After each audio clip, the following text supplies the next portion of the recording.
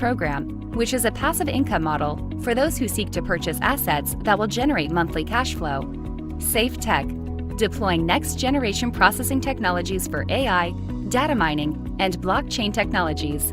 Financial and technical innovations for you, for your family, for your future. InvestView. Invest in you.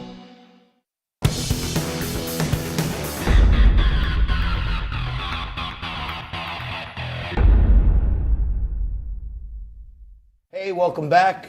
It's a Thirsty Thursday on Liquid Lunch on Newsmax TV. I'm John Tobacco, and yes, I'm thirsty. I am fasting today, but I may have a drink because my blood pressure is boiling with everything that's going on out there. The IG report is out. The left will tell you that totally vindicates everyone, but when I listen to it, I see all kinds of errors, omissions, deletions, and forgeries that kept this whole investigation going.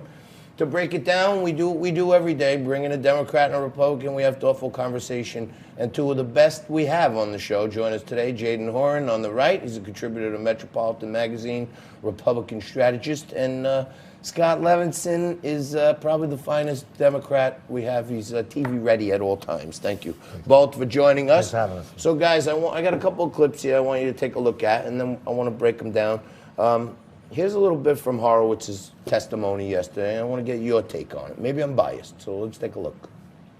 Justice Department Inspector General Michael Horowitz yesterday testified before the Senate Judiciary Committee, where he reiterated the central finding of his report, that the decision to open an investigation of the 2016 Trump campaign was justified.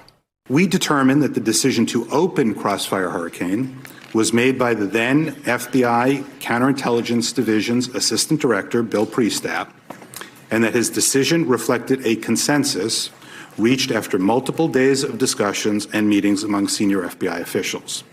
We reviewed department and FBI policies and concluded that Assistant Director Priestap's exercise of discretion in opening the investigation was in compliance. All right.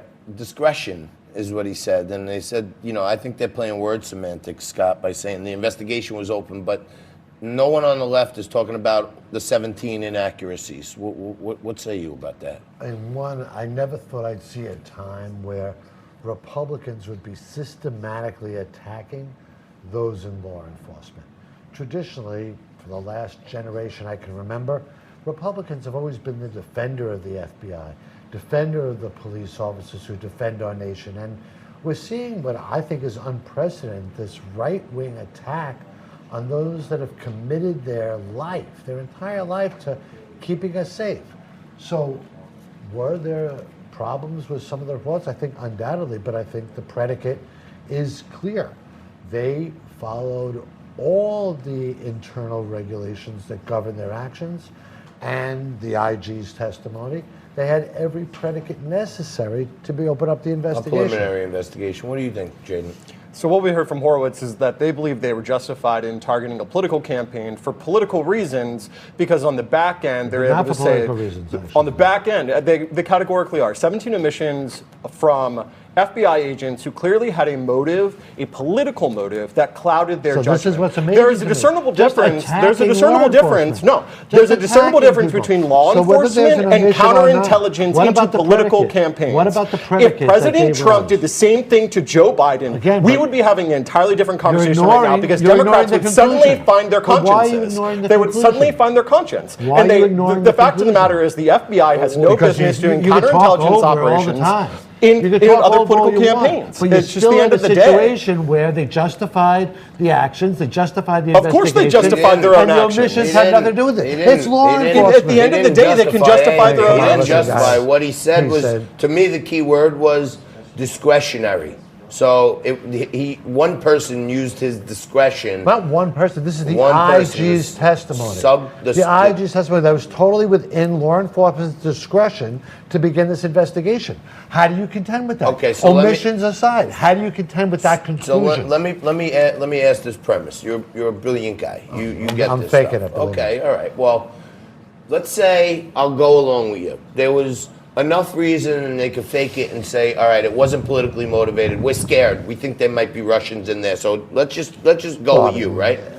Now, the way that's how they opened it, right? Right. Now, the way they got in was by going to the FISA court and repeatedly lying to the FISA court to surveil Carter Page, who was an inside man. So isn't it like the fruit of the poisonous tree? The first warrant was a bad warrant. He said it. What I don't get is virtually everybody in law enforcement, everybody in intelligence says the Russians interfered in the 2016 election. We're not talking about multitude of sources say so. Why aren't we? We're not talking talking about that. We're talking about the IQ report. But what bothers me is it seems to me a complete deflection away from the fact that the Russians, with the encouragement of the president, tried to.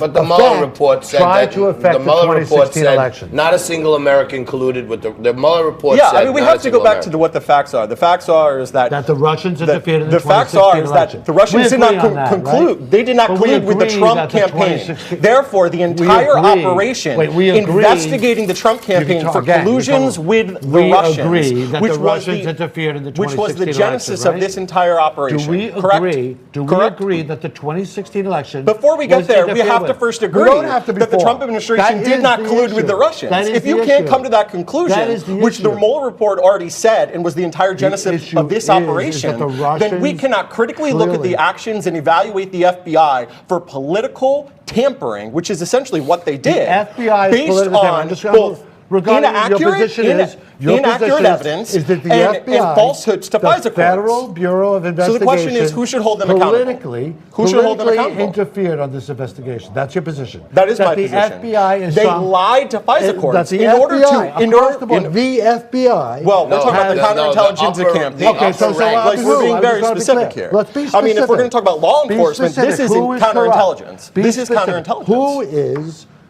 playing out their political ends for this end? In this case? Who in the FBI? The agents that were involved in this investigation. Who that's been at the FBI for 20 years are you saying? Wait, hold on. You think because they were there 20 years that somehow they can't have a political agenda? No, I'm saying that if you're I want to understand what your entire argument is. Well, your accusation is that you believe that the Russians. You just asked me a question. That the Russians colluded with the Trump campaign in counter to what the Mueller report said. I mean, that was what you posited first. We're just going in a circle. You began this entire idea. Argues that somehow we need to agree with the Russians. I don't like to use the hammer, but you guys are excellent. Okay, I want to go on to one. We're going backwards right here, talking about collusion. This has nothing to do with collusion. This has to do with an Inspector General's report looking into whether there was political bias to open the investigation. And then the furtherance of that investigation by the IG tells us that there were 17 points where FBI agents did things that Horowitz himself said, I have never seen it.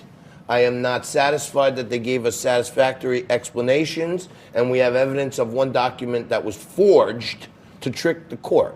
So if those FISA warrants were used to build this collusion case, isn't that all part and parcel of what's going on here? It was, no if. If an individual FBI agent either actually committed a crime or falsified a document, then he should be held accountable for those charges, period. Jaden, it doesn't change the conclusion. Jaden, I thought one of the key lines was when Horowitz was asked by Lindsey Graham, James Comey said that this vindicates him. And Horowitz said clearly, this report does not vindicate anyone in the FBI. So is Durham going to follow up on this with criminal referrals? I mean, I think you should. At the end of the day, we agree on that. At the end of the day, we know that. Hold on, I ring the bell when the Democrat and the Republican agree. This is big. That ultimately, if you're the FBI director, you are overseeing, malfeasance going on. Trump's in your appointee, the FBI director who's Trump's appointee. Right? And before that, Obama's. Yes. No, but we're talking about. But again, we're talking about James the current Comey. FBI. We're not. No, we're talking about this occurred under the previous. Okay, and there are still supervisors that are in their offices. There were Trump appointees. Hold on.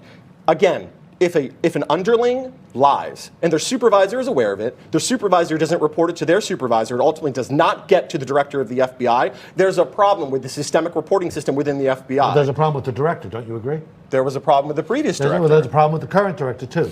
There's a problem with the previous director. Okay, I think the current director, Ray, got dealt a tough hand here, and he was appointed by Trump. But he also has to go out there and stand up for the good men and women of the FBI and say, hey, but the bottom line is either people are held accountable to their actions or they're not held accountable to their actions. Unfortunately, you can't have two standards depending on who named them to the directorship. Some odd 5,000 people in the FBI who are known to be great men and women and patriots, right? So let's but it came down to the IG report that 5 people were in separate meetings. FBI across the board. I think we're talking about the leadership of the FBI, the top levels of the leadership. So let's hear from the director. Let's hear from the director. Shouldn't we? 100%. Should Lindsey Graham call in James Comey? Well, we should hear from the current director. No, but I'm saying, See, should he call in James Comey? If this FBI is in such a mess, what is the current director doing about it? Okay, I think that's fair enough. I'd like to see if a bunch of Italian guys were allegedly making up forged documents and sending them into the court, there'd be a RICO case going in 2 seconds. How come no one's getting a criminal referral here? I'm asking you, like, why? You don't think there's anything? It's factual that he said this person forged the document. I think I said this already. Yeah. If an individual agent forged a document, you should hold him up on charges. Got it. Okay. What's clearer than that? I can tell you this. Jaden and Scott, I don't really have to do anything in these segments because these guys mix it up with the best of them. And one thing is for sure, we have a thoughtful conversation, which doesn't happen a lot on television. But at the end, we shake hands, we have a drink, we part friends. I want to thank you both. Thank you so much, Scott. You're always there for us. Jaden, too. We're going to take a quick break. We're going to come back right after this with Seth Benson and a whole heck of a great end to hour 2 right after this with Ryan Vett and Derek Tobacco, the man on the street. Liquid Lunch back at you right after this.